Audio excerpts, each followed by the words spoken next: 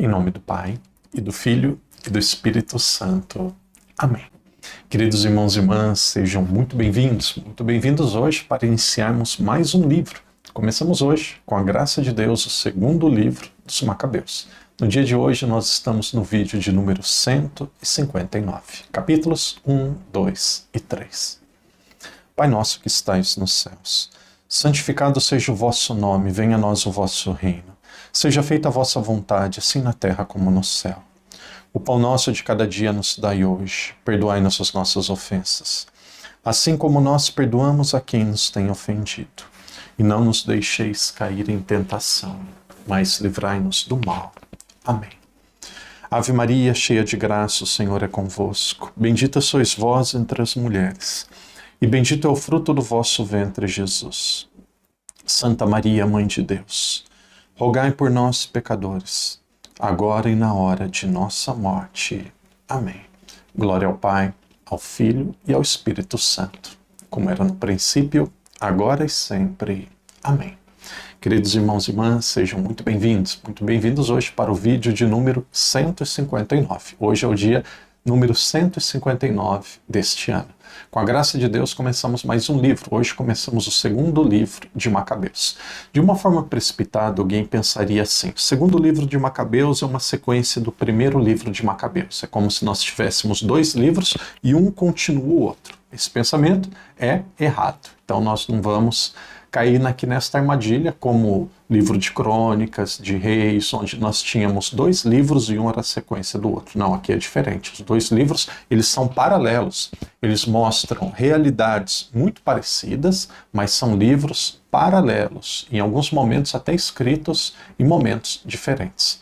Na minha opinião, o segundo livro de Macabeus, essa daqui é a minha compreensão particular, eu li vários comentários e cada um diz uma coisa, um diz que o primeiro livro de Macabeus é mais político, o segundo ele é mais religioso. Esse segundo livro de Macabeus, ele conta aspectos principalmente para comunidades que estavam fora de Jerusalém. Então tem várias explicações. A explicação que eu daria, em palavras muito simples, é: esse livro narra melhor o cotidiano, a vida ordinária das pessoas que viviam em Jerusalém, das pessoas que viviam também como judeus, que viviam na diáspora, que viviam fora de Israel. Então esse daqui é o meu pensamento. É um livro que trata de forma mais concreta do cotidiano, da vida ordinária, do dia a dia das pessoas que eram judaicas, das pessoas que acreditavam em Deus. Então nós vamos ter muito claro que não existe uma sequência. São livros diferentes, que os dois estão falando da mesma coisa, de uma comunidade, de um povo que era judeu, que estava já espalhado no mundo todo. Então esse livro de Macabeus, ele foi escrito fora de Israel. Muitos vão perguntar assim: padre, por que a Bíblia dos protestantes e a Bíblia católica? Uma pergunta que volta muitas vezes, nós às vezes ouvimos a resposta e depois esquecemos. Por quê? Porque aqui tem pelo menos 4 pontos, 4 critérios diferentes para falar o que um livro, ele é excluído da Bíblia protestante. Então, muitas vezes existem 4 critérios. E aí, é difícil de compreensão, é difícil de guardar, então o padre ele vai focar em um critério. Se vocês prestarem atenção, repetirem, a gente jamais vai esquecer. Qual que é a ideia protestante da Bíblia? A ideia protestante da Bíblia é uma ideia, e aqui os judeus mesmos, ali, os próprios judeus na época de Jesus, eles eram divididos em 2 pensamentos diferentes. Havia um grupo que dizia assim: um livro, para ser sagrado, para fazer parte da Sagrada Escritura, ele deve ter sido escrito em Israel. Ele deve ter sido escrito no território de Israel. Não importa tanto o conteúdo, mas existe aqui uma realidade geográfica. Se ele é escrito em Israel, ele pode ser considerado um livro que vá para a Escritura. Se ele está fora de Israel, ele já não é sagrado. Então um grupo dos judeus pensava assim, outro grupo de judeus pensava diferente, dizia assim: não, existem livros que estão fora de Israel, também podem ser livros bíblicos. Então, esse grupo dos judeus, eles ficaram praticamente divididos. Um acreditava que a Bíblia, para ser um livro, para ser bíblico, tinha que ser escrito em Israel. E aí tem outros critérios, a gente vai focar nesse para não ficar mais difícil a compreensão. O segundo seria no período anterior a Neemias, depois o outro que fosse escrito só em grego e depois que estivesse de acordo com a Torá. Então são 4 critérios, mas o padre vai focalizar no primeiro para ficar mais fácil de compreensão. Então um grupo dos judeus dizia assim: um livro, para ser bíblico, precisa ser escrito em Israel. Ele precisa ter sido escrito na língua hebraica, na língua aramaica, na língua primitiva.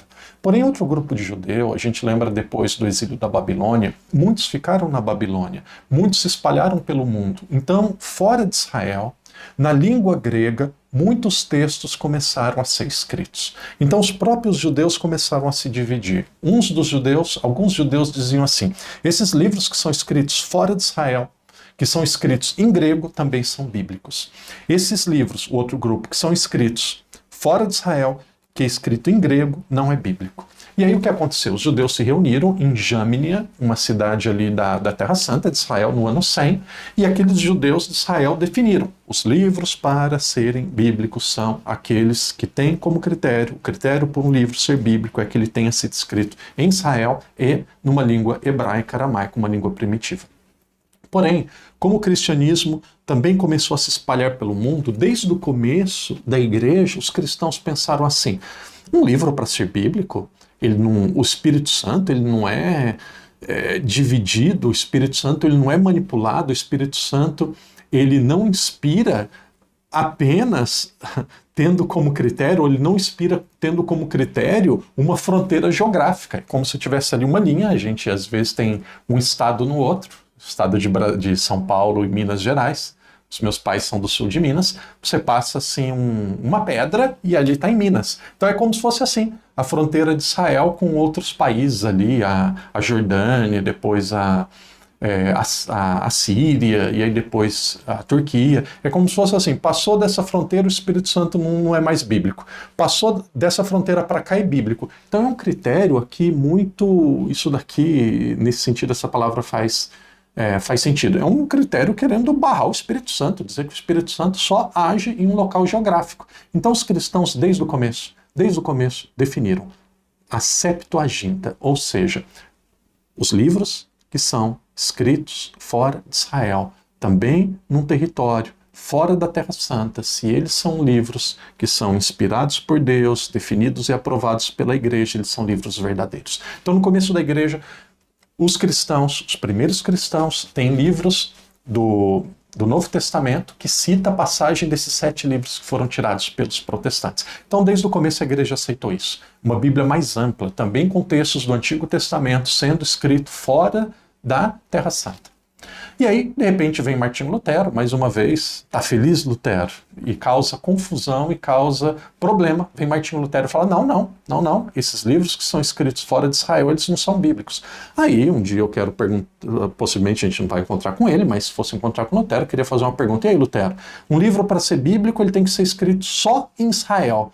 Por que a maioria dos livros bíblicos, por exemplo, o Evangelho de São Lucas, não foi escrito em Israel, foi escrito fora e foi escrito em grego, e você considera que ele é bíblico? Então, para o Antigo Testamento tinha que ser escrito em Israel, tinha que ser escrito em hebraico e aramaico. E no Novo Testamento tem livro que é fora de Israel, tem livro que é escrito numa língua fora do hebraico e do aramaico, e você considera bíblico? Por que mudou o critério? Então, aqui, nós que somos católicos, nós seguimos aquilo que os cristãos pensavam no começo. Um livro, para ser bíblico, ele tem que ter inspiração divina, e Deus inspira em todos os lugares. Então, o ponto central é esse. Bíblia protestante, 7 livros a menos. Por quê? Para eles, como para um grupo de judeus ali no começo do cristianismo, livro para ser inspirado tinha que ser escrito só em Israel e só em hebraico e aramaico, nas línguas antigas dos gregos. Aí os cristãos viram que não era isso. E aí depois vem Lutero, e a Revolução Protestante faz toda essa confusão aí que gerou mais de 40 mil igrejas diferentes. Então nós seguimos aquilo que os cristãos seguiam no começo da igreja. Por isso que eles não têm Macabeus. Eu fico muito triste uma pessoa que tem fé, acredita em Deus e conhece a Bíblia e morrer sem ler o livro de Macabeus. É um livro fantástico, um livro muito bonito. E ali no final a gente vai ver que eles falam da oração pelos mortos, aí a gente já começa a entender porque também que não seria agradável acreditar nisso. Então, essa é a explicação de forma geral, um pouco longa, mas eu imagino que vocês entenderam. Capítulos 1, 2 e 3. Esse livro, para mim, ele é mais específico, ele fala mais da vida cotidiana das pessoas, mas é um paralelo com o primeiro livro de Macabeus. Esse é o segundo livro de Macabeus. No primeiro capítulo, nós vamos encontrar 2 cartas. Quais são essas 2 cartas? De judeus que estavam em Jerusalém escrevendo para pessoas que eram judaicas, que acreditavam em Deus, acreditavam em Javé, mas estavam no Egito. contando a realidade que eles estavam passando. Então, em geral, esse livro, nós vamos ler textos falando sobre a vida em Jerusalém, de pessoas narrando a vida em Jerusalém, a vida em Israel, mas de pessoas que estavam fora de Israel. Pessoas que moravam fora de Israel contando aquilo que estava em Israel. Então, nesta primeira parte, no primeiro capítulo, pessoas de fora de Israel. Se eu disse agora há pouco que pessoas que viviam em Israel, então isso daqui, alguns viviam, outros não. Possivelmente o autor mesmo e o escrito mesmo foi fora de Israel. Então esse texto é escrito fora de Israel para contar aquilo que acontecia em Israel, com um rei, com um poder político que tinha a sua sede fora de Israel, principalmente em Antioquia. Então esse primeiro capítulo é alguém que vive fora de Israel, contando a vida, como que era em Israel, em Jerusalém, para judeus que viviam no Egito. Então alguém que vivia ali na Ásia Menor, bem no norte ali da Terra Santa. Hoje nós temos Israel, temos a Síria e depois temos a Turquia. Então pessoas que viviam ali mais ou menos na Turquia, contando o que acontecia em Israel para judeus que viviam no Egito. Padre, para que isso? É confuso? Não, não é confuso não. Porque nós temos judeus que viviam hoje na Turquia, que sabiam o sofrimento que se passava em Israel, então eles contavam para outros judeus espalhados no mundo aquilo que se passava lá. E aí, um dos pontos principais, várias vezes no livro mostra isso, o zelo, o amor que eles tinham pelo templo. Eles queriam preservar o templo, eles queriam defender o templo, eles não queriam que o templo fosse destruído. Então aqui são duas cartas. A primeira carta, ela é muito breve, e aqui, irmãos, aos judeus que estão no Egito. O padre acabou de dizer, saudações. Seus irmãos, os judeus que estão em Jerusalém e os da região da Judéia, almejam-lhes paz benéfica. Que Deus vos cumule de benefícios e se recorde da sua aliança com Abraão, Isaque, Jacó e os servos fiéis. Então, contando aquilo que vai contar aqui abaixo, aquilo que se passava em Jerusalém. E aí a segunda carta, nós temos ali o destinatário, os habitantes. Então aqui, mesmo o autor, ele vivendo fora de Israel, o texto sendo escrito fora de Israel, ele diz que era como se fosse de judeus, texto sendo escrito por judeus que estavam em Jerusalém. Mas esse texto, segundo Macabeus, ele foi escrito fora de Israel. Então diz assim: os habitantes de Jerusalém, os que estão na Judéia e o conselho dos anciãos de Judas, e aí ele vai seguindo. No versículo 11, aqui tem mais ou menos o conteúdo principal daquilo que se narra sobre a realidade de Jerusalém. Versículo 11. De graves perigos por Deus libertados, nós lhe rendemos ação de graças, como a quem combate ao nosso lado contra o rei, pois ele mesmo expulsou os que tinham entrincheirados na cidade santa. De fato, seu chefe, tendo marchado contra a Pérsia, junto com seu exército aparentemente irresistível, foi cortado em pedaços no templo de Manéia, graças a um estratagema empregado pelos sacerdotes da deusa. Então aqui ele vai contando um pouco o contexto, e aí no versículo 18 ele vai falar sobre a festa do templo. Ele vai contar que o templo tinha que ser defendido, que o templo foi purificado, que era preciso todos os anos celebrar uma festa dedicada ao templo. Aqui nós estamos ainda na segunda carta. E aí tem uma oração belíssima do autor, contando a devoção e a oração que eles faziam pelo templo. Ali de forma breve, nós vamos ver rapidamente, ali no versículo 24, diz assim: a oração é a seguinte: Senhor, Senhor Deus, Criador de todas as coisas, temível e forte, justo e misericordioso, o único Rei e o único bom, o único generoso e o único justo, todo-poderoso e eterno, que salvas Israel de todo o mal, que fizestes de nossos pais, teus escolhidos, e os santificaste.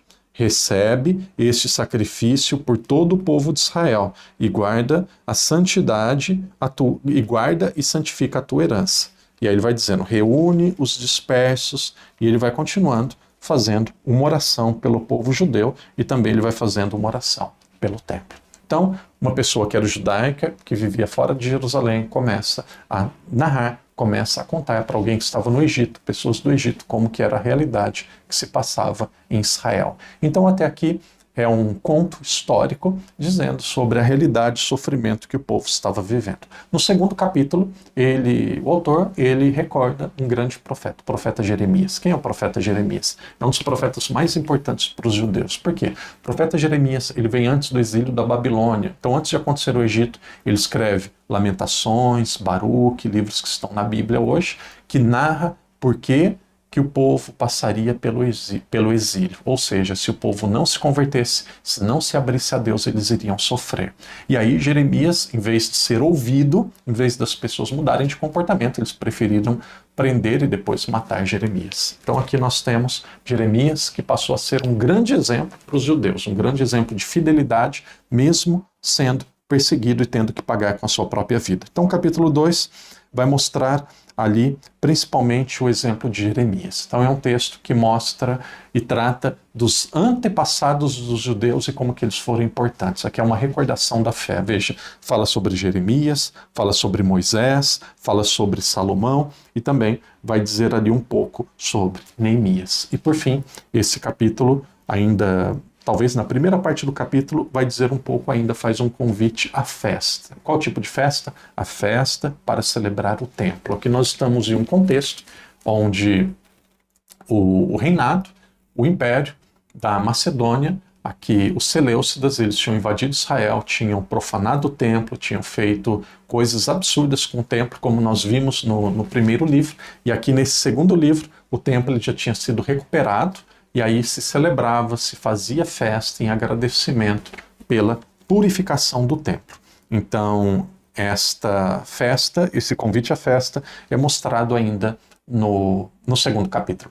No final, a segunda parte do segundo capítulo, ali a partir dos versículos 19 até o versículo 32, o autor ele vai fazer como se fosse um prefácio, ou seja, ele vai mostrar qual é a sua intenção com esse livro, e ele vai mostrar qual é o método para escrever o livro. Se vocês quiserem depois, qual a razão, por que ele escreveu o livro? Dos versículos 19 até os versículos 23. E ali nos versículos de 26 até o versículo 27, nós temos o método que ele vai escolher. E aí depois, no final, ele vai dizer a importância da brevidade.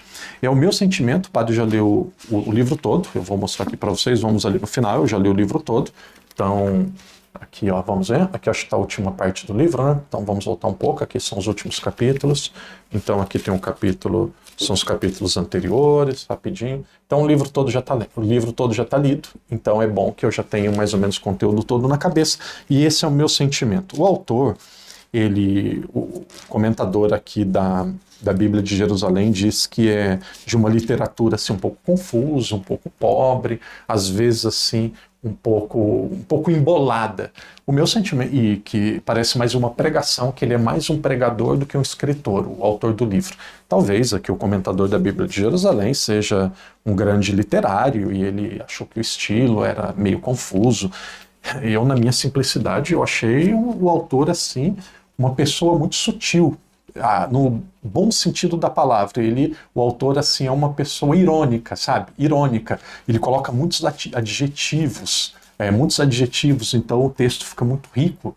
Uma vez um tradutor aqui de Macau, uma pessoa que faz tradução do chinês para o português e traduz livros, obras, muitas coisas, ele disse assim: padre, tem professores aí de português que nos acompanham, pessoas que gostam de literatura. Eu falei: padre, o sabor do texto é o adjetivo. Quando você coloca o adjetivo, que é a qualidade, que o que dá qualidade é o substantivo. O adjetivo é o sabor do texto, então tem que ter adjetivo. Então vocês vão vendo, a gente vai dar risada em alguns momentos nesses 5 próximos dias. Tem muitos adjetivos, ele vai dando muita qualidade. Então é alguém que amava aquilo que ele fazia, que amava o povo. Então ele vai contar aquilo que se passava naquele período ali, ano mais ou menos 150 a.C., que se passava em Israel, pessoas fora de Israel ficou sabendo aquilo que passava em Israel. Como o vídeo já está ficando longo, o padre vai usar minhas próprias palavras, vai ficar mais sintético, mas as minhas palavras.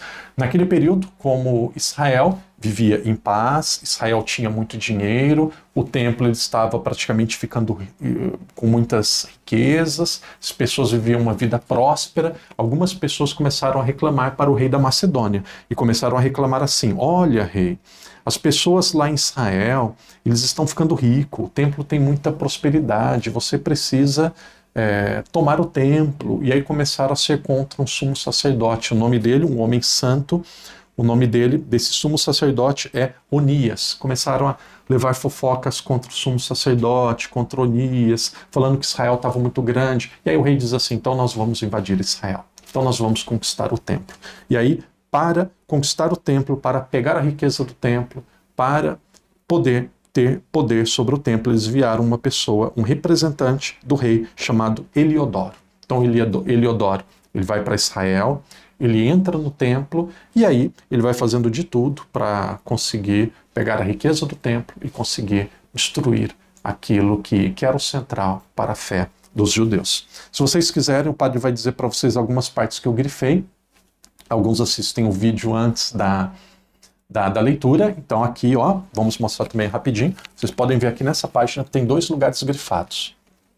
Conseguem ver? 2 lugares grifados? Então eu vou, antes da bênção final, eu vou citar para vocês. Olha ali dos versículos 15 ao versículo 19, as pessoas protestando contra essa invasão e esse desejo de destruir o templo. Eu escrevi assim, como Jesus diz no Novo Testamento, o zelo pela casa do Senhor me consome. Capítulo 3, Eliodoro, a mandado do rei da Macedônia, ele invade Israel, quer destruir o templo. E o povo não aceita, o povo reage, o povo resiste.